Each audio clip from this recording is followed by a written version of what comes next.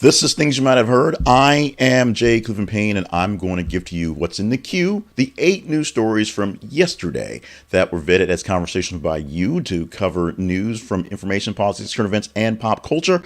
Now, let me give you a little bit of side today. We're coming off the high of the State of the Union, and we'll talk about that sort of in the teaser going forward. But the stories today, because of everything that happened last night, essentially don't really pass very much muster. To be honest, they are a little more on the sillier side. We avoided a lot of the disasters and things going on. So your Friday edition may be a bit light, and we're going to deal with that lightness and have fun with that. But you, of course, vetted these, and these stories are all stories you picked as conversational. So it's kind of your fault if you want to put it that way. But we also have the fun things that we have every single weekday morning, the birthdays, the history lesson things going on. And we're excited about the brand new shout outs for Friday as part of the $2 a Holler Tuesday. We'll explain a bit of that today and how that gets in there. And we'll have some controversy in that shout out today as well. So we'll have a little bit of shouting back going forward. Otherwise, it's a Friday. It's Friday, March the 8th, 2024. I am Jay Clifton Payne, and you can see us at our website, thisisconversationproject.com. And also, email us at theconversationinbox@gmail.com. If this is your first time here, none of that made any sense. Hopefully, stick around. It'll get better. And if it doesn't make sense, stick around some more. It'll eventually will get better. The stories we have for you, 8 stories, no particular order as they're being presented to you right now. That's just how they came about. Although we will give you some context on where the stories got to be, how they got to be going forward. But let's get on the docket with the most interesting, the biggest story that people were talking about, buzzing about in general yesterday from the Conversation Project. And that is the headline that reads, Mike Tyson set to fight Jake Paul in a boxing match at AT&T Stadium in July. Mike Tyson getting back into the ring. The Iron Mike Tyson is going to be probably not the same guy we know from way back when in the 80s. We actually had the history lesson a few days ago about him getting his first championship at 20 years old when he knocked out the guy then. That was amazing. We'll see how amazing it is just to watch Jake Paul get his face punched, because that's always good. The weird thing is Jake Paul and Logan Paul, his brother, good athletes, actually fairly good boxers. And if they were to focus more on that as a sport in the real version, if you will, as opposed to fighting in sort of the exhibition world, they'd probably get much more play. But the fact that they come out there and they bring out old boxers, retired boxers, and take them to the limit is a good show for the old boxers, good show for boxing in general, and it's good for them. While I may not be a fan of Jake or Logan, I am not a fan of Jake or Logan. What they're doing to kind of mix things up and make money is good when they make good money. When they make bad money, it's a whole other thing. Mike Tyson probably right now doesn't really need the money, because I think he's got all his things settled. But more exposure for Mike Tyson in this day and age is always a good thing, especially when you contrast back in the day. We can talk about, the bad man Mike Tyson once again. And, of course, people want to see Jake Paul get punched in the face. That's pretty much the biggest thing. They want to see Jake Paul punched in the face. That's happening in July, so check it out. AT&T Stadium has a lot of seats to sell for a big old-time fight. Headline number 2. Jim Parsons and Mayim Bialik are reprising their Big Bang Theory roles. So you will get to see the couple of Sheldon and I'm sorry, I forgot, and Amy back in together again for Big Bang Theory for the series finale of Young Sheldon. No one's really said what's happening here. It's all under wraps that's going on. But right now we're seeing Sheldon, who's in college and about to become the Sheldon we know, I guess, with whatever is happening going on, and of course the turmoil that's going to be the background in the family that's actually caused all the issues that Sheldon basically has at this point. But we will see Amy and Sheldon back for the finale doing something, basically maybe reliving their lives or going over whatever.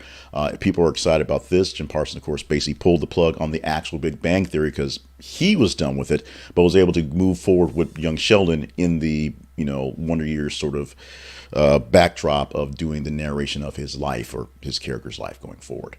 Let's move on to the next story we have for this morning, which happens to be unacceptable high levels of cancer-causing chemicals found in acne products from Clinique, Clearasil, and more. This is becoming sort of a reality of all the weirdness that's going on in our stuff. Forever chemicals are being touted as an issue because there are chemicals in your body from all sorts of things we've done that are forever there in your bloodstream, in your body, in your skin. And a lot of them come from products like this. Now, a recent study came out, reports that Clearasil, Clinique, Proactive, and Target's brand of of acne clearing stuff has an extremely large and that's unacceptably high levels of cancer causing chemicals found in the products. So what are we going to do about it? I don't really know at this point. It's just right now we know what's up. We'll see what's going on. The high levels of what's called benzoyl peroxide or BOP products used to treat acne also pose potential risk to folks as cancer causing issues. We'll see if they can clean this up, or if, like many other things, once we find that they are very bad, go away. This is not blue M&M dye, potentially, but we'll see what it turns out to be going forward. A's unveil space age rendering of proposed Las Vegas stadium, drawing comparisons to Australian icon. The Oakland Athletics put out a rendering of what could be their stadium in Vegas, and you know the big old black thing that's in Vegas right now where the Raiders play, that's brought a lot of eyeballs. This is where, if you're watching the video, this is where the Oakland Athletics will be playing when they're the LV, Las Vegas Athletics.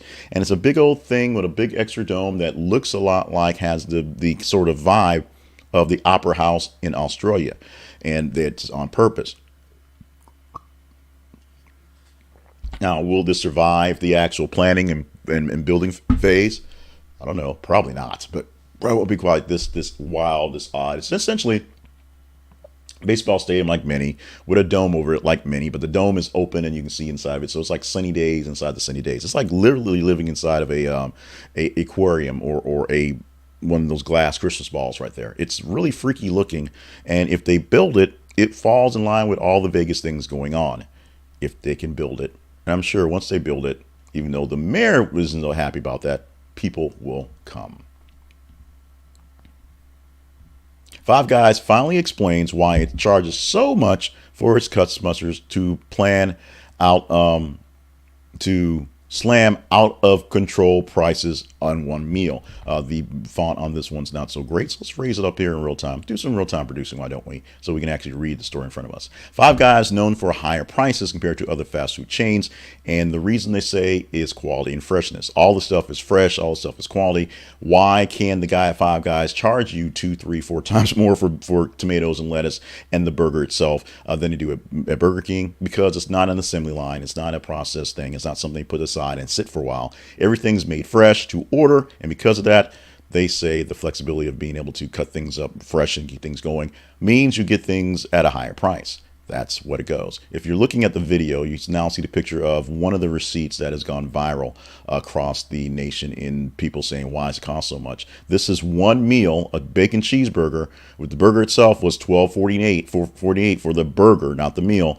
The soda was $3, $2.89, and the little fry, which is, we know is like a 5-pound sack, was $5.19. The grand total with tax, $24 and tip, of course. There was a $2 tip, $24.10. That was the grand total the guy paid for one burger, added bacon, ketchup, and mustard. That's what's all that's on the receipt. It didn't have all the extra stuff, just a burger with ketchup, mustard, and bacon.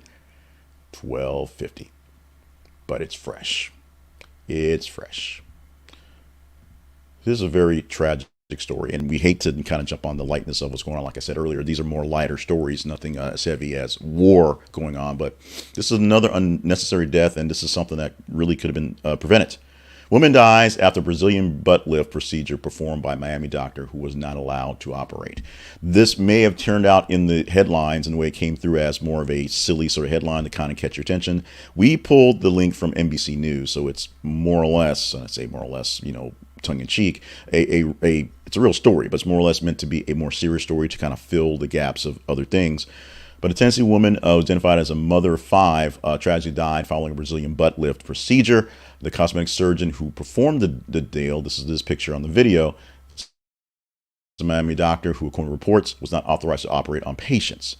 The BBL, which Ms. may know, is while transferring fat from various parts of the patient's body, such as the stomach, the hips, the lower back, and thighs, into the buttocks, create a fuller appearance. It's one of the most popular plastic surgery procedures. I'm not going to say safer, because anytime somebody's cutting you, it could happen. And this is a case where someone cut someone who wasn't authorized going forward. You may have those jokes of saying, hey, I'm in the wrong business, I should be doing something else. But sometimes some people who aren't authorized, who are in those businesses, show you what's happening. Qualifications for plastic surgery are just as stringent, just as high as any other doctor. And when you're just some guy with a scalpel doing things for the cheap, it has issues. We send lots of condolences and positive energy to the family of the mother who lost her life in this one, and we want this guy taken care of pretty quickly. Oh, by the way, not only is Rupert Murdoch still alive, he is getting engaged again. 92-year-old Rupert Murdoch announces 6th engagement. How do you get engaged 6 times, get married 6 times? Well, if you're 97 years old, 92 years old, you have time to play around and do that so many times. But it's never too old for love, I guess, for Rupert. He announced on Thursday he's engaged to his 6th future wife, 6th fiance. She is 67, so there's that. Her name is Lena Zukova. She is a retired molecular biologist to be dating last summer. They met through his 3rd wife, Wendy Dang. Aww. Representative says that the wedding's already planned. Everything's set, ready to go. Tickets are going out there at the California Billionaire's California Vineyard Estate. That's going to happen coming up soon. So be prepared for this one. While real news around Rupert Murdoch has his TV stations in Australia turning to a streaming station because they're going off the air. And of course, he's stepping down or has stepped down from the Fox board and the News Corp board to kind of do all the work while his sons are doing Succession in real life. He's getting married because you know what? Let the old guy have some rest. Let the old guy, just chill for a bit. And finally, we have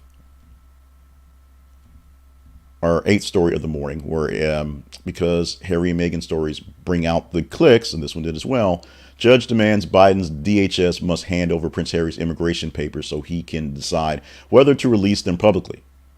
No one's deporting Prince Harry, but for some reason a judge wants to release his papers publicly. Now, click the link and read the story because it's a lot more detailed what's going on. And we got this actual version of it from the Daily Mail, so because they really care about what's going on in Harry's life. There are Americanized versions of the story as well, but a judge here wants Homeland Security to give over Prince Harry's immigration documents because that's what Judge Carl Nichols wants.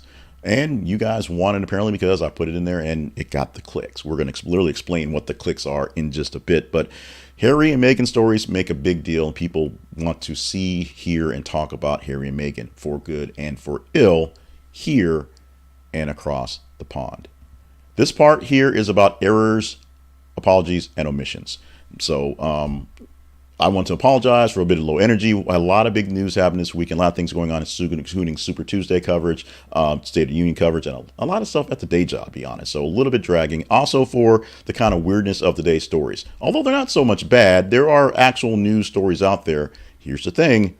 These stories were presented by you as Conversational by you. We'll explain that when we get to the teaser in a moment. But one story that's really serious, we want to take time to, that got out of all the frivolity of what's going on, is the story that was number 13 of the day yesterday. Alabama IVF clinics plan to reopen after governor signs protections.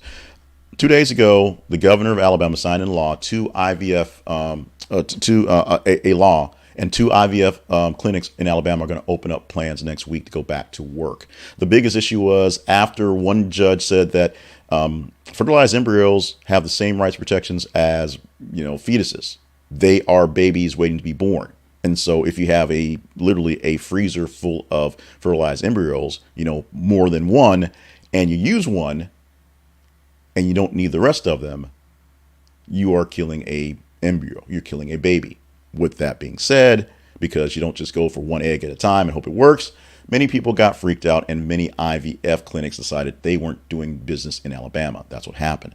The legislature decided, hey, we got to do something about this, put into law something that protects the people that were dealing with it, both the clinics working it and the families trying to go through it. What it does not do is actually answer the question on whether the actual frozen embryos are or not children. Because by this Alabama state laws, by the Supreme Court, by everybody's definition of Roe versus Wade and the Dobbs decision, the embryos are children and have the same rights as any other child does. Unexpected consequences. That's what it is. Now, let's talk about the talk part. So yesterday, we put a teaser story about Trump doing play-by-play for State of Union. He did it, I guess, in a sense. He did some tweeting, or someone did tweeting for him on Truth Social, but there were issues with this platform crashing, and that really didn't gain any traction as people were really talking about the actual speech and Marjorie Taylor Greene wearing MAGA all day, all night. But we talked about it. We teased it. Didn't happen. We're teasing this story here, and maybe you can make this happen for Monday. This is the Friday edition, so this story has to last all weekend long as a top 30 story for engagement. On the rest of the week, Tuesday through Friday, it's top 15 stories per your engagement. What's that mean? Go to our feeds on Facebook and Twitter. Facebook.com/This is Conversation Project and Twitter.com/th_conversation. Or x.com/th_conversation. Go to those websites, see what we're talking about. As a story pops up, you engage in it like the rest of your social media. You just like it, love it, hate it, share it. The more you like it, the more you hate it, the more you engage, the better chance of talking about it. And come Monday, when we're here again at 5:50 a.m. doing this live, the top 30 stories get a look, and we take 10 of those out there. If this one's in there, we're going for it because it was a big deal. Now, this is the time we're going to be a little long right now because this is the only time we're going to do to talk about the State of the Union from last night. Number one, Joe Biden knocked it out of the park last night, which by knocked out of the park means he didn't fall asleep and trip over anything going to the speech. Pretty much how the bar was set. If he doesn't have a stroke in the middle of the ceremony, we get a win. So we get a win. Republicans, a lot of them were begrudgingly okay with it, but most of them were like he wasn't peppy enough, or he said it basically Democratic talking points and this is more political, blah, blah, blah, blah, blah, blah. And there was the back and forth for Marjorie Taylor Greene, which was sad on all occasions. So what made it really worse was they put up a rising star in the Republican Party, that being Senator Katie Britt from Alabama, who sat at her kitchen table, I guess to reference kitchen table issues, and had a terrible job. Overly dramatic. Folks like seriously. We have, D-rank actors going on there talking about how this girl was so horrible in her performance in this thing. She couldn't be in a movie. Tom Arnold said that. Many people liken the fact that now that Katie Britt is on the scene, and hopefully she's still a rising star in the party, Marco Rubio and Bobby Jindal now have their vindication as no longer being the worst State of the Union rebuttals ever. So they're happy for that one. Well, we talk about this story, which the headline I posted actually reads, Republicans torch their own State of the Union rebuttal as Senator Katie Britt paints bleak picture of America in response to Biden. This is actually a mishmatch, a amalgam of two headlines from a couple places I saw. You see there in the watching the video, the shorter version of Rolling Stone, basically asking, what the hell are we watching? That's Republicans saying that. And then Katie Britt actual response, which was pretty dark, pretty bleak, pretty whatever. And, of course, called Biden old, because you can't go anywhere without calling Biden old. Because these things are written ahead of time and really scripted out, you can't really rebut anything. It's really just a statement to the person and what you think they're going to say. So it wasn't very great. What do you say? What say you, America? Are we talking about this on Monday? Still talking about this on Monday? I intend on doing some breakdowns of State of the Union over the weekend and the weekend stuff, but will this be a big deal for Monday's things you might have heard? Engage in it. Let me know. You make the calls. You literally make the calls for these things. That was a little long, so we're going to make this a little much shorter. And it's good to make it shorter because we're talking about Blinkist, the Blinkist app. If you want to read big books in short amount of times, Blinkist will take care of that one. The Blinkist app allows you to get blinks done by the company. They take care of that one. And what they do is they take long form books, some of them that may be 9 hours unabridged, 12 hours unabridged, and break them down into blinks, the main points of the stories, the main points of contention, the main points of the autobiography is what you need to know. And so they can be done left. So a 5-hour book can be listened to or read, because they have written and audiobooks levels, in about 15 to 20 minutes. It's that simple. I read a book on the way to work every day, and I read a book at night before bed, except last night because State of Union. And so this is something we use. We has also used the Blinkist Spaces a function to share books with my wife, and we listen to books together. She's not the biggest fan of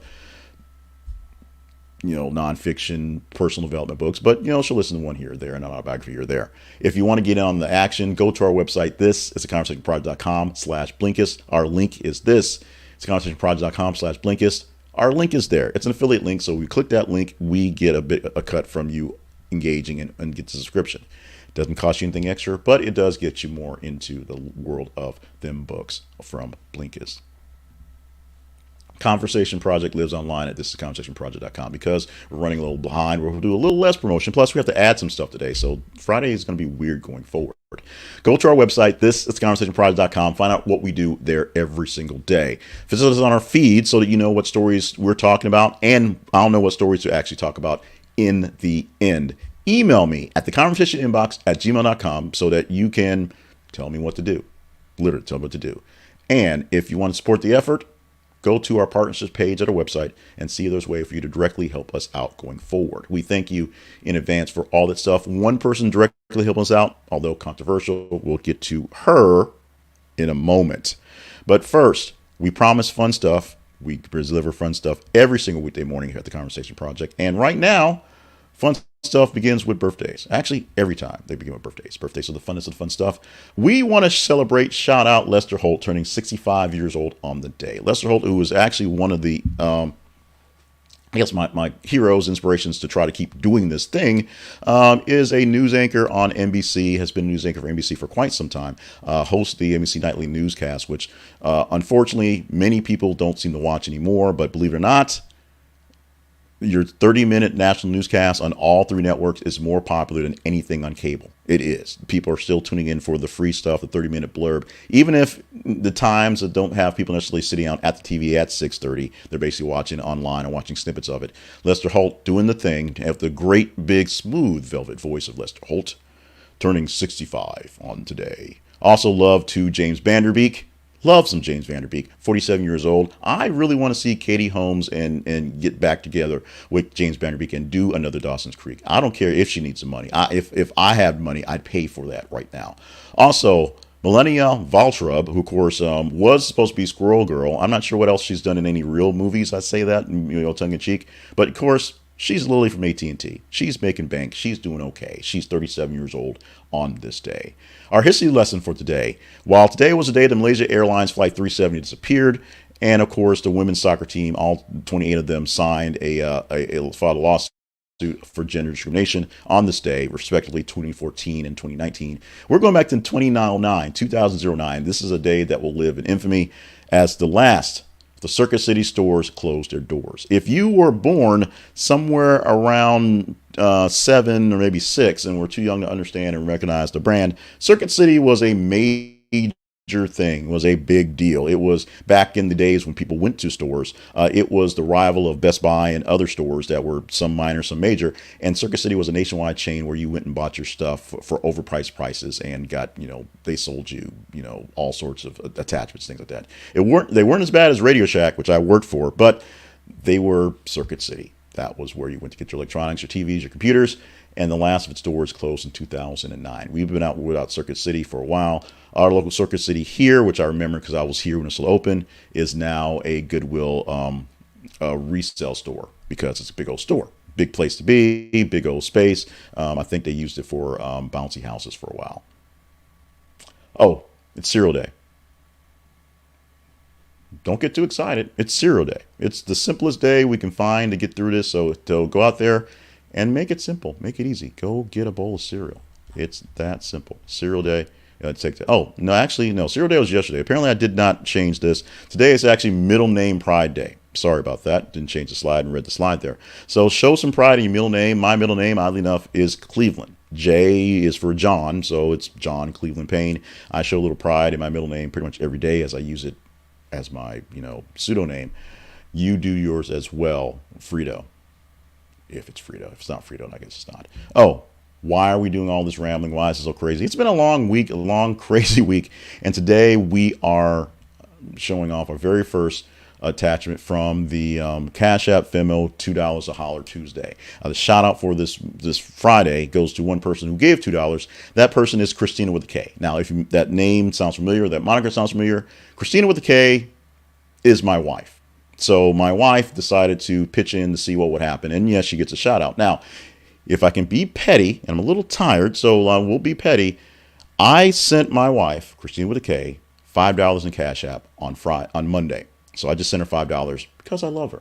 And then she sent me $2 on Tuesday because I asked for it here.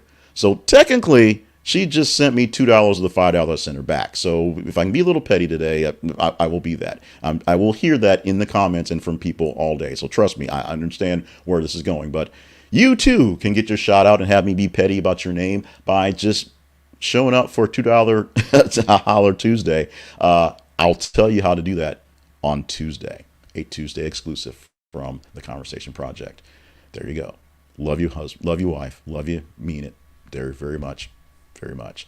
Now, let's get out for the day. We got a great Friday going on, great weekend to happen. So let's get into the old festivities of all the stuff. I love you guys. Love you guys so much. So thank you so much for being with us and doing all these things going forward. Stay hydrated, stay limber, stay on task for all the grand things you're here to do. Make sure you are stopping by the feeds, let us know what stories to talk about, and emailing me so we know how to work things out. Those are the free things. If you deem this worthy of a little bit of extra, because we're trying to do extra, go to our partnerships page, our website, and consider being a partner and helping us going forward. That is a consideration. What I'm asking for is just more engagement. Engage more, and we can make things happen, make things work. That's it. Mercifully, we're done for the day, done for the week.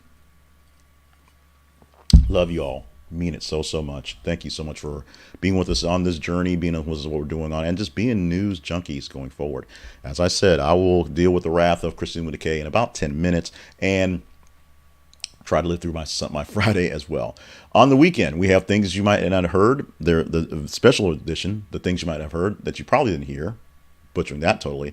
The weekly wrap up, which will give you the top 10 stories per your engagement on the week. And some of these stories we didn't cut into because we move around some of those. Some of those will be really surprised about. Some of them you'll be like, thank you for not talking about that because I'm tired of this one.